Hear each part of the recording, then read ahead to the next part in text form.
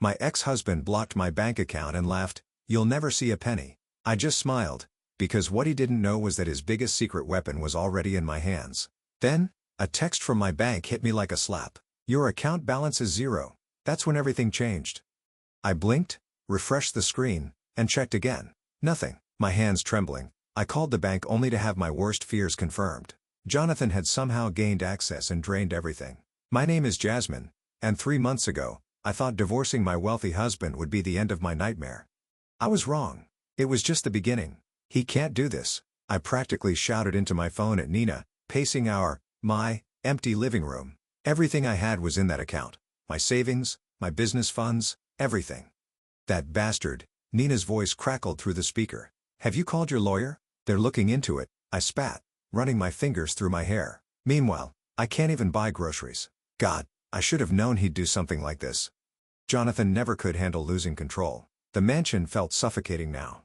I'd won it in the divorce, along with a few other assets that probably made Jonathan's blood boil, but at what cost? Every room held memories I wanted to forget. Dinner parties where he'd belittled me in front of his business associates, arguments that ended with him storming off to his study, nights spent crying myself to sleep. The study. Something clicked in my mind. "Nina, I'll call you back." I practically ran up the stairs, my heart pounding. Jonathan's private study had always been off limits during our marriage. His sanctuary, he'd called it. But now? Now it was mine. The room still smelled like his expensive cologne, making my stomach turn. I started with the obvious places: desk drawers, filing cabinets, the safe behind his pretentious oil painting.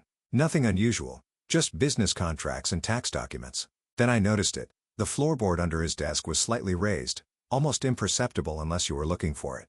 My hand shook as I pried it up, revealing a manila envelope.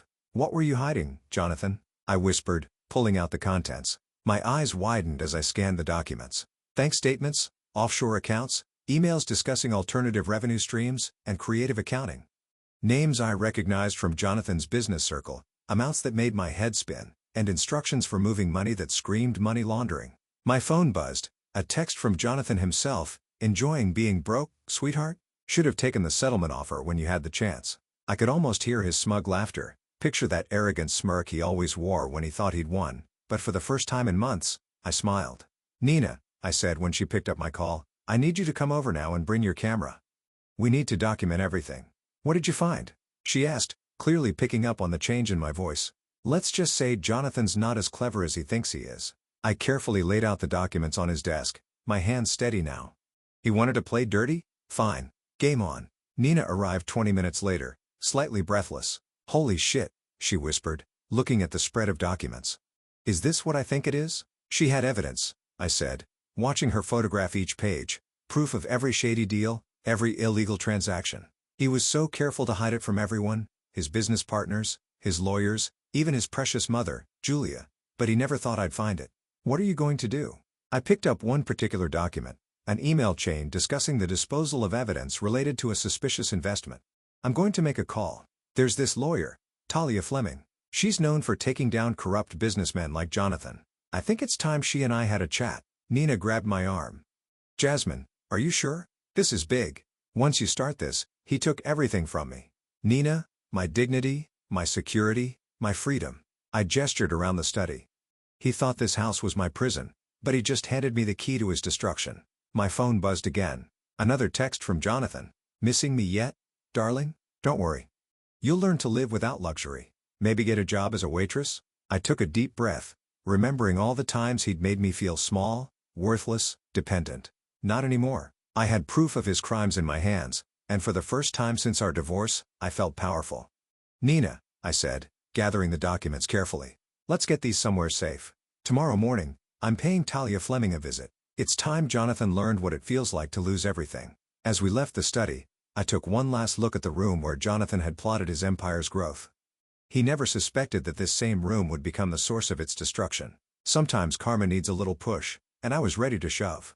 Talia Fleming's office screamed power. Floor-to-ceiling windows overlooked downtown, and the walls were decorated with newspaper clippings of her victories. "Corrupt CEO faces justice, corporate giant falls," and similar headlines stared down at me as I sat across from her desk. "So," Talia said, examining the documents I'd brought with sharp eyes, "you found these in a hidden compartment in your ex-husband's study?" Her red-painted nails tapped against her desk rhythmically. Yes. After he froze my accounts, I started looking for anything I could use against him. I leaned forward. Those emails about the creative accounting, that's money laundering, isn't it? Talia's lips curved into a predatory smile. Oh, it's much more than that. Your ex-husband has been very busy. She spread out several papers, these transactions here, classic shell company operations, and this chain of emails discusses insider trading so blatant it would make Wall Street blush. My heart raced. Can we use it? Use it? Talia laughed. Honey, we can destroy him with this, but I need to know, are you ready for what comes next? Jonathan won't go down quietly. He'll fight dirty. He already is fighting dirty, I replied, my voice steady. He's trying to starve me out, humiliate me. Yesterday, he sent his mother, Julia, to check on me. What happened? She offered me money to go away quietly, said Jonathan would restore my accounts if I signed an agreement never to contest anything in the divorce settlement again. Talia's eyes narrowed, and I told her to get out of my house. I smiled, remembering Julia's shocked face. That's when I knew I had to come to you. The intercom buzzed, and Talia's assistant's voice came through. Miss Fleming, there's a call from Jonathan Ortiz's office. Already? Talia raised an eyebrow. He works fast. Put him through. She hit the speaker button. Talia. Jonathan's smooth voice filled the room. I hear my ex-wife paid you a visit. News travels fast, Talia replied coolly. Let me save us all some time. Whatever Jasmine told you, whatever she thinks she has, it's nothing. She's just a bitter ex-wife trying to cause trouble. I opened my mouth to speak, but Talia held up her hand. Is that so? She asked. Then you won't mind explaining the wire transfers to accounts in the Cayman Islands, or perhaps the emails about disposing of evidence? Silence. Then, I don't know what you're talking about. I think you do. In fact, I'm looking at the proof right now. Would you like me to read some highlights? You're making a mistake. Jonathan's voice turned cold. You don't want me as an enemy. No, Jonathan. Talia's voice was steel. You don't want me as an enemy. Expect to hear from my office soon. She ended the call. My phone immediately buzzed with a text from Jonathan. You have no idea what you've just started. Talia watched me read it. Last chance to back out. Once we file these documents, there's no going back. I thought about all the years I'd spent diminishing myself to fit into Jonathan's world. All the times I'd swallowed my pride when he'd treated me like a trophy rather than a partner. Do it. File everything? Good. Talia stood up. I'll have my team start working on this immediately. But Jasmine? Her expression softened slightly. Be careful. Men like Jonathan are most dangerous when cornered. As if on cue, my phone rang. It was my brother Derek, Jazz. He sounded worried. Jonathan just called me. He's offering me a job at his company, said he wants to keep things friendly in the family. What's going on? Don't take it, I said quickly. He's trying to manipulate you. Listen, can you come over tonight? There's a lot I need to tell you. After leaving Talia's office, I drove home. My mind racing. The game had begun, and Jonathan's call proved he was already scrambling. But something else was bothering me. How had he known I was meeting with Talia so quickly? The answer was waiting in my driveway. Nina stood there looking devastated. I'm so sorry, she said as I got out of my car. Julia came to my house this morning. She had photos of my brother's business dealings with Jonathan. Said if I didn't tell her where you were going today, she'd make sure my brother lost everything. I hugged her tightly. It's okay. Let them play their games. We knew this wouldn't be easy. What's our next move?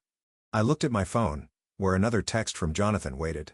You should ask your mother about the last time someone tried to expose me. My mother? I hadn't spoken to her in years. What did she have to do with any of this?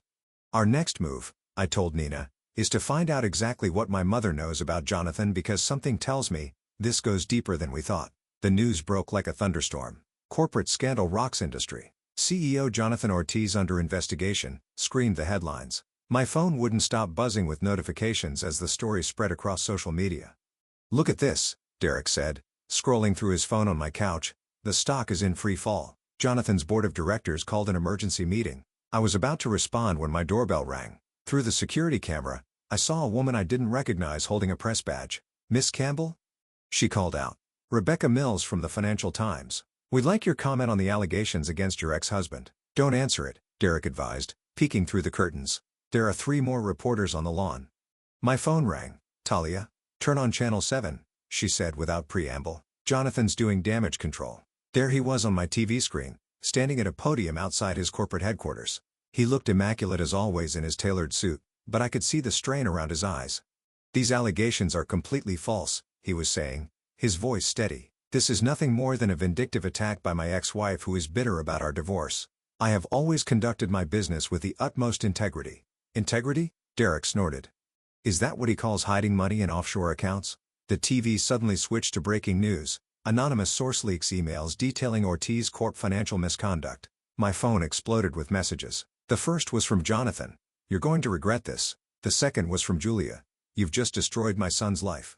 I hope you're prepared for the consequences. But it was the third message that made my blood run cold from an unknown number. I saw the news. We need to talk, Mom. Derek, I said, showing him the message. Did you tell her about any of this? He shook his head. Haven't spoken to her in months. But, Jess, maybe you should hear what she has to say. After 15 years of silence, now she wants to talk. The doorbell rang again. This time it was Nina looking frazzled. You need to see this, she said, rushing in. She pulled up a social media post on her phone. Someone had leaked photos of Jonathan leaving a hotel with his lawyer last night. The comments are wild, Nina said. People are connecting dots between Jonathan's company and other corporations. It's spreading faster than they can contain it. My phone rang again. Talia, we have a problem, she said. Jonathan's lawyers are filing a countersuit. They're claiming you obtained those documents illegally. But it was my house, I protested. The study was legally mine after the divorce. I know, but they're trying to muddy the waters. Listen, there's something else. They're bringing up your mother and they're filing something about a previous settlement 15 years ago. What do you know about this? Nothing, I said. But a memory stirred. Mom crying late at night, Dad yelling about betrayal, and then suddenly, we never saw Mom again. I need to make a call. I stepped into the kitchen for privacy and dialed the unknown number. She answered on the first ring. Jasmine, my mother's voice was exactly as I remembered it. I was wondering when you'd call. What do you know about Jonathan? She sighed. It's not a conversation for the phone. Meet me at the River Cafe in an hour. Come alone. Why should I trust you? Because, she paused, 15 years ago, I made the mistake of taking Jonathan's money to stay quiet. I won't let him do the same thing to my daughter. After I hung up, Derek was watching me with concern. You're not really going alone, are you? Of course not. I texted Talia the details. Have someone watching the cafe. If anything seems off, I'm coming too, Derek insisted. I'll sit at the bar. Mom won't even notice me. My phone buzzed with another text from Jonathan. Ask your mother about October 15, 2008. Ask her what she did with the money. October 15th, Derek said, reading over my shoulder. Isn't that the day Mom left? I finished. And apparently, Jonathan knows why. Nina grabbed her keys. I'll drive. You're shaking too much. As we headed to the cafe, I watched another news alert pop up. Ortiz Corp executives begin mass resignation. The empire was crumbling, but I couldn't celebrate yet.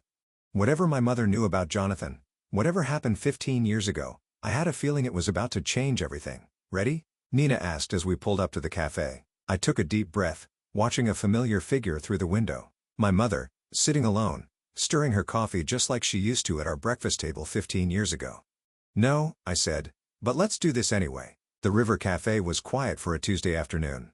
My mother, Valeria, looked older than I remembered, but her posture was still perfect, her hands steady as she lifted her coffee cup. 15 years melted away as I slid into the seat across from her. You look just like your father, she said softly. Let's not do this. I cut her off. Tell me about Jonathan. October 15, 2008. She set down her cup. Your father's company was in trouble. Jonathan, he wasn't CEO then, just a rising star in corporate finance, offered to help, but there was a catch. What kind of catch? I was on the board of directors. I discovered some irregularities in the books, the same kind of thing you found now. She smiled bitterly. Jonathan approached me privately, offered me $2 million to resign quietly and disappear. Said if I didn't, he'd make sure your father went to prison instead. My coffee turned sour in my mouth. So you took the money and abandoned us. I took the money to protect your father, she snapped.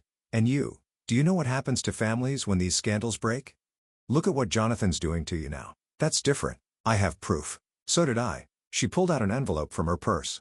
These are copies of everything I had back then. Bank statements, board meeting minutes, emails. Sound familiar? My hand shook as I opened the envelope. The documents inside were like ghosts of the ones I'd found in Jonathan's study. Different dates, different amounts, but the same schemes. Why are you showing me this now? Because history is repeating itself. Jonathan's been doing this for years, Jasmine. He finds struggling companies, infiltrates them, sets up his laundering operations. When someone gets too close, he either buys them off or destroys them. My phone buzzed. A text from Derek at the bar. Julia just walked in. I looked up to see Jonathan's mother making her way toward our table. her designer heels clicking on the floor. "Well," Julia said, stopping at our table, "this is a touching reunion. We're done here." I started to stand, but Julia put a hand on my shoulder. "Sit down, dear. The three of us need to talk." "There's nothing to discuss," my mother said, her voice ice. "No?" Julia smiled. "Not even about what really happened to those $2 million, the money that mysteriously ended up in your daughter's college fund?" I stared at my mother. "What?" "I couldn't just leave you with nothing," she whispered. "Your father, he never knew. I made it look like a scholarship." "How sweet," Julia said. "And now here you are, both trying to destroy my son." "Again, your son," my mother stood up, "is a criminal who preys on vulnerable companies and people. He was doing it 15 years ago, and he's doing it now." Julia's voice hardened. "Remember what happened last time you made accusations without proof? You mean this proof?" Talia's voice cut through the tension. She appeared beside our table, holding up her phone. "I've been recording this entire conversation. Fascinating stuff about historical patterns of fraud. Wouldn't you say?" Julia's face went pale. "You can't." "Oh, but I can. And I did." Talia smiled. "Your son's not the only one who knows how to set a trap." My phone buzzed again, this time with a news alert. Breaking. Former board member comes forward with historical evidence of Ortiz Corp fraud. "You planned this," Julia accused, looking between my mother and me. "No," I said, standing up. "But maybe it's time someone stopped running from your son's threats, Jasmine." My mother touched my arm. "There's more you need to know about your father's company, about why I really left." Another buzz from my phone. Jonathan calling. "Don't answer it," Talia advised. But I had to know. "What do you want?" "Turn on the news," he said, his voice shaking with rage. Now, the cafe's TV was already showing it, footage of police cars outside Jonathan's office building. The caption read, "FBI raids Ortiz Corp headquarters." "This isn't over," Jonathan hissed before hanging out. "He's right," my mother said quietly. "This is just the beginning. Jonathan won't stop until he's destroyed everyone who's turned against him." "Then maybe it's time we stopped him together." I looked at her, really looked at her, for the first time in 15 years. "Tell me everything. No more secrets." She nodded, tears in her eyes. "It started long before October 15th. Your father's company wasn't Jonathan's first target, and I wasn't his first victim." Julia had gone very still. "Don't," she whispered. But my mother's eyes were steel. "Your son learned his tricks from somewhere, Julia. Should we tell Jasmine who taught him?" The cafe seemed to hold its breath as my mother opened her purse and pulled out another envelope. "This," she said, "is what really happened 20 years ago when Julia was still CEO of her own company. Your mother taught Jonathan everything he knows about corporate fraud," my mother explained, spreading out yellow documents across the cafe table. "Before Ortiz Corp, there was Julia's company, Pinnacle Industries." "That's enough," Julia snapped, reaching for the papers, but Talia smoothly intercepted her hand. 20 years ago," my mother continued, "Julia ran one of the largest investment firms in the city. I was a junior accountant there. That's where I first noticed the pattern. Shell companies, missing funds, forged documents." "You're lying." Julia's voice shook. "Am I? What about Project Aurora, the offshore accounts, the mysterious fire that destroyed the evidence room?" My mother pulled out a newspaper clipping. 3 people died in that fire, Julia." I felt sick. "What happened?" "The SEC was closing in. Julia needed a way out, so she did what any loving mother would do. She set up her 20-year-old son as the fall guy. I protected him," Julia exploded. "They were going to arrest someone. Better a young naive executive who'd get sympathy from the jury." Then she stopped, realizing what she'd admitted. Alia's phone was still recording. "But Jonathan figured it out," my mother said softly. "Didn't he? He learned your methods, studied your books, then he turned them against you, took control of the company piece by piece until you were nothing but a figurehead." My phone buzzed with a text from Derek. "Police just pulled up outside." "Like mother, like son," Talia commented, watching Julia's face, both willing to sacrifice anyone to save themselves. Julia's composure cracked. "You don't understand. I taught him because I had to. The business world, it's brutal. I needed him to be stronger than I was." "Stronger?" I laughed bitterly. "You created a monster, and now you're helping him destroy people's lives just like you destroyed mine." "Your life?" Julia scoffed. "What about my son's life? The empire we built on fraud and death," my mother interjected. She turned to me. "When I found out about Jonathan's connection to Pinnacle, I tried to warn your father. That's when Jonathan offered me the money. He said if I didn't take it, what happened at Pinnacle would happen at your father's company too." 2 police officers entered the cafe, heading straight for our table. "Julia Ortiz?" One asked. "We need you to come with us. The FBI has some questions about the Pinnacle Industries fire." As they led Julia away, she turned to me. He'll never forgive you for this, either of you. My phone rang.